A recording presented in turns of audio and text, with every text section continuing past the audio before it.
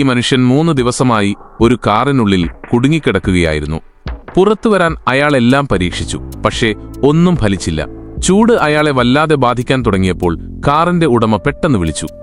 കാറിന് ഒരു പ്രത്യേകതരം ഗ്ലാസ്സാണുള്ളതെന്ന് ഉടമ അയാളോട് പറഞ്ഞു. അത് പുറത്തുനിന്ന് കാണാൻ സാധിക്കില്ല. അത് ബുള്ളറ്റ് പ്രൂഫും പൂർണ്ണമായും ശബ്ദപ്രതിരോധമുള്ളതുമാണ്. ഇത് കേട്ടപ്പോൾ ആ മനുഷ്യന് ദേഷ്യം വന്നു.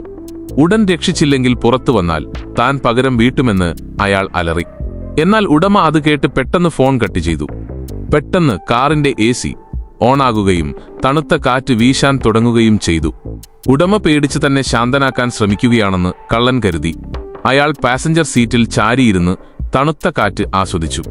എന്നാൽ താമസിയാതെ എന്തോ ഒരു അസ്വാഭാവികത തോന്നി. കാറ്റ് തണുത്തുകൊണ്ടേയിരുന്നു. കാറിനുള്ളിലെ താപനില അതിവേഗം കുറയാൻ തുടങ്ങി. ആ മനുഷ്യൻ വേഗം തന്റെ എല്ലാ വസ്ത്രങ്ങളും ധരിച്ചു. എന്നിട്ടും AC വെന്റുകൾ തടയാൻ പത്രങ്ങൾ കീറി. എങ്കിലും അയാൾ തണുത്തുറഞ്ഞ് മരിക്കാറായി.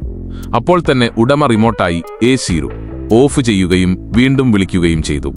ഇത്തവണ കള്ളൻ ദാഹിച്ചവശനായി വരണ്ട ശബ്ദത്തിൽ വെള്ളത്തിനായി യാചിച്ചു.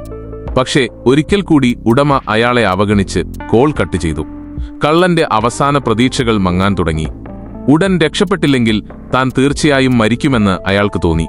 ആ നിമിഷം ഒരു പോലീസ് കാർ അടുത്തു വന്നു നിന്നു.